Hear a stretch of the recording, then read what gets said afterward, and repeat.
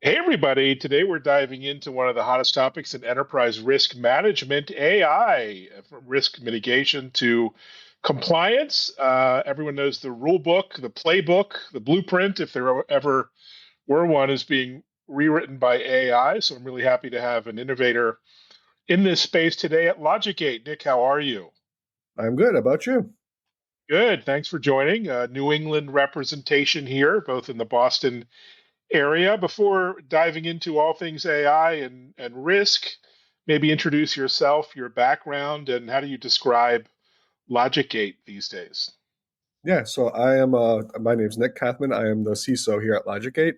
I've been in tech and in cybersecurity specifically for going on over 25 years. So started very early in my career back when I went to school for what was called information assurance, which was the original DoD sponsored cybersecurity track within computer science. So I've been working in mostly large organizations, highly regulated environments since then. So everything from verified by Visa, Mastercard, Secure Card to the world's largest SAP and Epic hosting providers, some of the world's largest storage clouds, that we were white labeled all around. So most of the storage clouds you've ever heard of.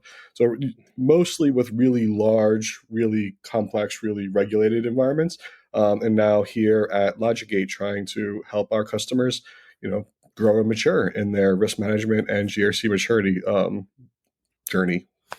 Brilliant. I love you're a practitioner and not just a marketing type. No offense to us marketing types. So let's start with the big picture. I mean, where do you see AI adding the most value now for folks like yourself in risk and compliance in the field these days? Yeah, so I've made the statement before, and I'll stick by it. Risk management is at this point is a data sciences problem.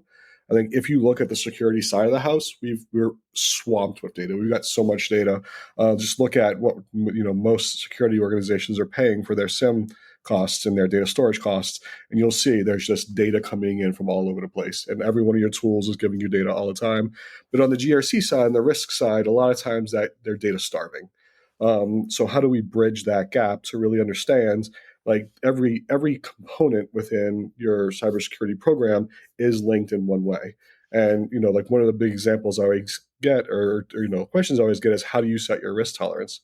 Well, if you have incident data, or not just like this something bad happened and it was confirmed, but also near misses. We had a phishing attack was successful. They got credentials, they got in, but our multi-factor stopped it. That was a near miss that your layered defense is caught. This is data that feeds what your social or what your phishing and your social engineering risk should be at and what level your risk tolerance should be so you can keep it underneath that. So where AI is really big is combing through massive data sets, finding patterns, finding components.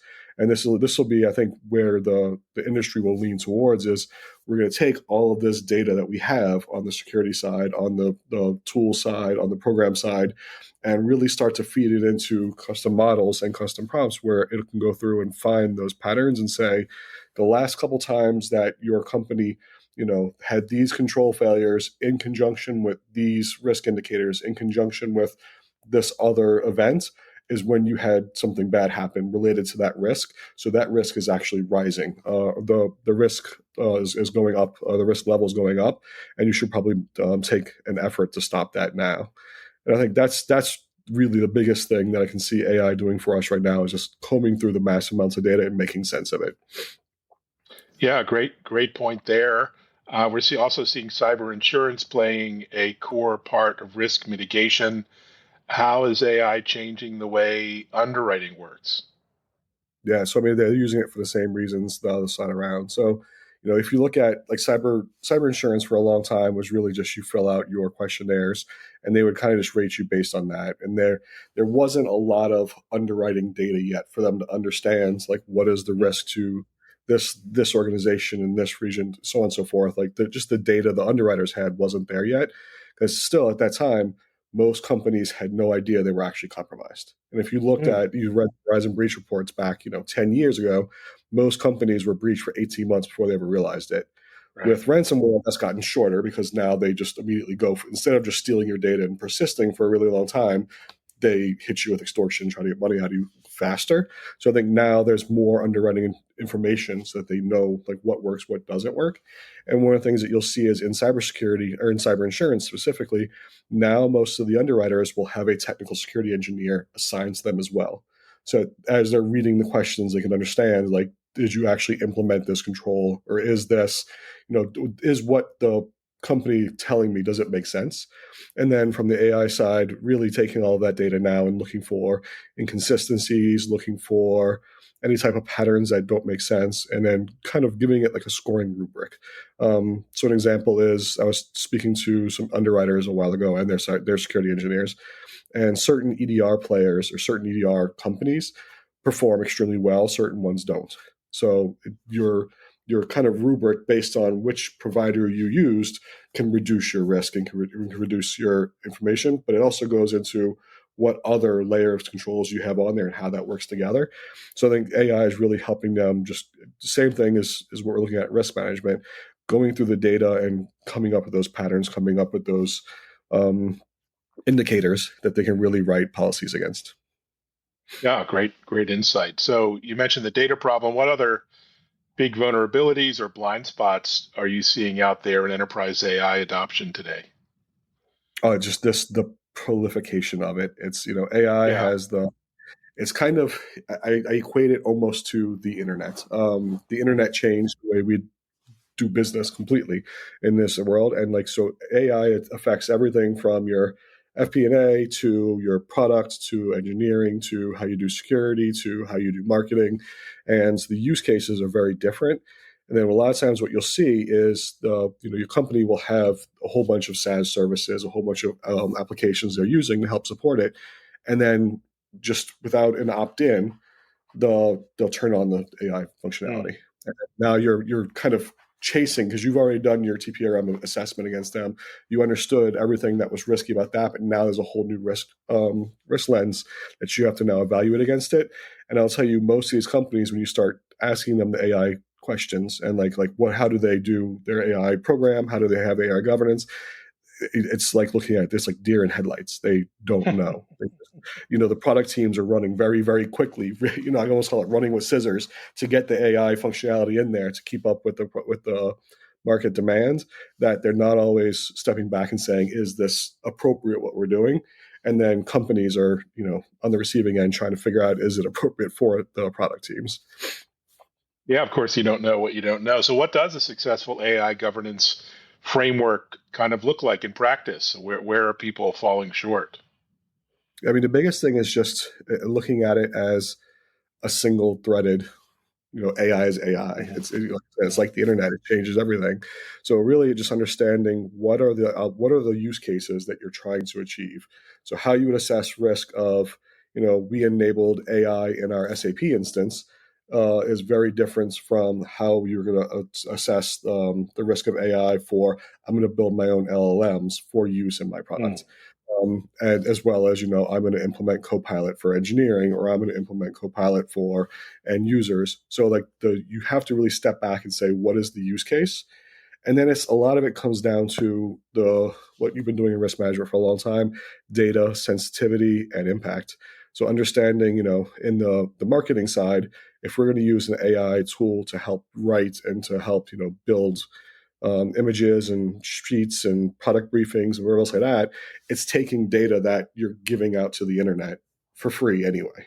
So the data sensitivity isn't that important, but there could be a lot of things around like how like data sensitivity or like AI sensitivity, bias, cultural sensitivities, like it putting in things that it shouldn't have done and upsetting Mm. people, so it's really trying to figure out like what that risk case or that risk acceptance or that governance use case is going to be very, very different from, I'm now building, I'm now third partying my AI for all of my source code out to a third party, and how are they? So now I'm taking my really sensitive IP and I'm putting it out somewhere where it could potentially be stolen.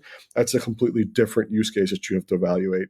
So really, it's I would say it comes down to understanding the data, the use case, and then all of the specifics around that. And it's almost from there, it's really almost just like treating it as any other type of risks that you would have, like the prevalence, the Mm. impact, the likelihood, and then trying to understand the technical details around the AI usage. And that's where you really have to start digging into acceptable use policies and AI governance of the companies and the products that you have. Like we've seen some where in order to use this feature, and it was an opt-out feature, they actually went in and immediately they turned on this feature in a software that we already had, Mm. and it was an opt-out feature, and they changed their terms to say any data that you put into it is now licensed to the company, and it's like to the third party Yikes. and all of the subcircuit uses. Like, whoa, whoa, whoa, you have to cut that out of there. Whereas others will take it completely. They would say, we are not training a model; it is yours. We do not store the history and retention of this. So really understanding the data, the implementation, the use case, and making a distinction from there. Great point. So we're talking about AI generating compliance concerns. Let's look at the flip side of how it can alleviate, compliance issues and concerns. What's the big upside or potential there? This is like the part that kind of really excites me is Mm. now it can go through and the same way we're looking at risk. So like everything in cybersecurity is interrelated in one way or another. Same as business, same as kind of life. So your risks are identified or are intertwined with your controls with your tech stack or your people process technology, whatever you did to put that. So each one of them should have some evaluation of, is the control being deployed and how effective is the control? So KRI and a KPI kind of thing. So key Mm. performance, is the control actually out there and on every system? KRI, is it actually working? But then all of that comes back to policy statements, to incidents, um, to across the board, like there's to vulnerabilities, to assets, to everything. So like you build out this, I almost call it like if you've ever seen the graph databases where you can click on it, kind of spiders out. Mm. Think of all of the data that you're getting into your GRC program in that context to really understand, here's this control that I'm looking at. This control failure or this control is related to this risk to this outcome. These are the control failures against it on this asset, which has these vulnerabilities, and is tied to this application with this much ARR, which is tied to these third parties, etc. So really getting all of the data in and building that relationship around it, like the matrix around it, is what AI is going to be very, very good at, is combing through all of the data and finding those relationships and then building it out so that as you as the GRC practitioner now get the full context where you can make that distinction. So it's, the example is, if you're training a prompt and say, hey, build me a business plan, it'll go out and build you a business plan. But then you say, hey, build me a business plan. It should be a SaaS software. You're going to get better results. And that, Mm. hey, I want to get to, $1 billion valuation within 5 years. It gives you better results. And as you keep feeding it more and more and more information into that prompt, you're going to get better and better, a better and better business plan. The same is kind of true with GRC. If you only say, Mm. how is this control evaluated, it's going to go out and just find stuff from the internet and say, this is how I would do it. Like according to NIST, according to OWASP, according to whoever, this is how you should evaluate that. But if you start giving it all of the extra contextual data, now it knows how that control is working in your company, in your organization, with your tech stack. And that's where most people fail, is they immediately go to the Verizon breach report says this, or the Mandiant says this, or whatever, and they say across the industry, this is what the likelihood of this happening to us is. Now with all of the data into GRC with AI, you can now come in and start to say the context to my business is this, not just in generalities from what researchers are finding. Great points. So if you were to give like one piece of advice to organizations just starting on this journey, maybe just adopting AI and GRC today, what would it be? How would you suggest they get started the right way? Yeah, I mean, it's a data sciences problem, and the Mhm. first part of data science is getting that data and getting it into a modern platform that will let you actually analyze all the data and build those relationships.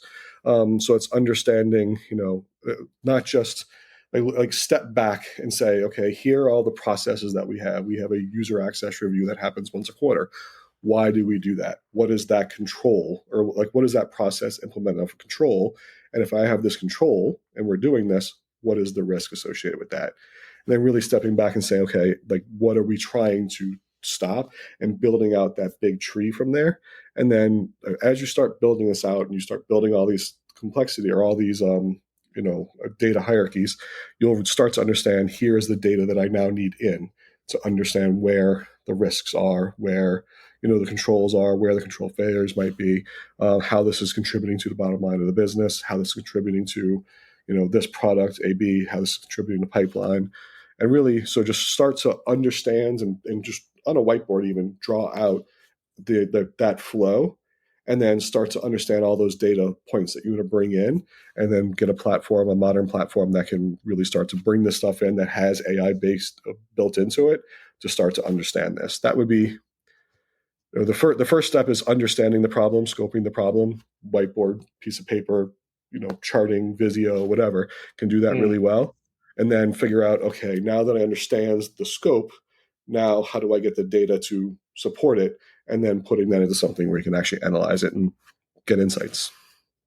Brilliant. So you were named a leader in the Forrester Wave recently. I'm just looking. Congratulations for that. What do you think was your secret there, your special sauce when you talk about your platform? What's unique about LogicGate? Yeah, I think the big thing for us is one, ease of use.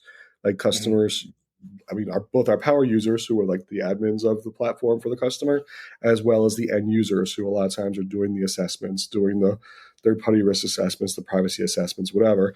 They always rave about how easy and modern the platform is, and how how well it is. It's much easier to use than a lot of these old. Remember, these 17 different shortcuts and stuff like that you used to get a long time ago. Is that, as well as because of how we built our platform on a graph database, we can build those really complex relationships really, really well. So like it's a lot more flexible in a way to build it and to map that data, like what we were talking about before, all those connections in a graph database, than it would be like in a traditional SQL database. And I think that's really where we really shine there, is helping bubble up all of that context to where you get a really truly a holistic view, instead of just, I understand my third party risk, I understand my vulnerability, I understand it brings everything together into one view. Brilliant. So last question, a little bit controversial, but people are worried about losing their jobs to AI, but specifically in GRC. I mean, do you think there's going to be some displacement of humans who are doing risk management today, or is this giving them sort of superpowers? What's the human impact? Do you think moving forward? Yeah, I mean, it's so AI. You kind of have to break out into multiple not use cases, models maybe. So you have like co-pilots, which is where it's helping a human give a bunch of information, and it's helping a process. Then you've got agents, where it's now taking and it's it's actually making the decision for you. I don't know that we're there to the level of where it's going to make decisions, especially for high impact or high business value decisions, anytime soon. It's still just not quite there. On the co-pilot side, where it's just giving you a lot of that context, building the relationship so that a human can be in a loop, I think that's where the value is now. Whether or not it gets strong enough to actually be able to just fully, it'll eventually get to the point where it can do specific agents for lower risk things.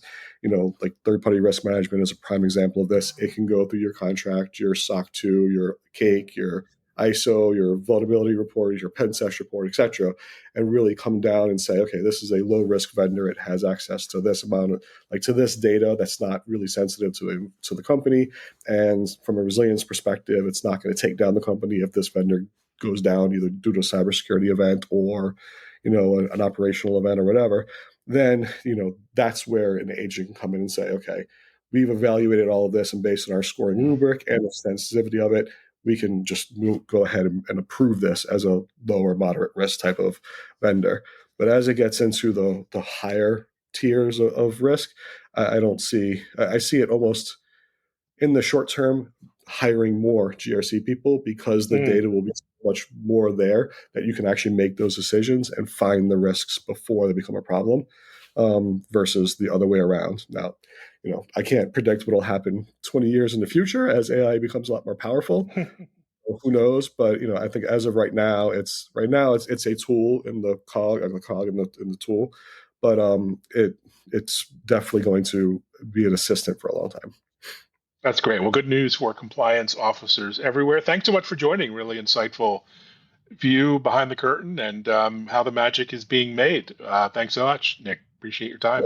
Yeah, thank you for having me. I enjoyed this. And thanks everyone for listening, watching. Also, check out our new TV show, TechImpact.tv, on Bloomberg and Fox Business. Thanks, everyone. Bye bye.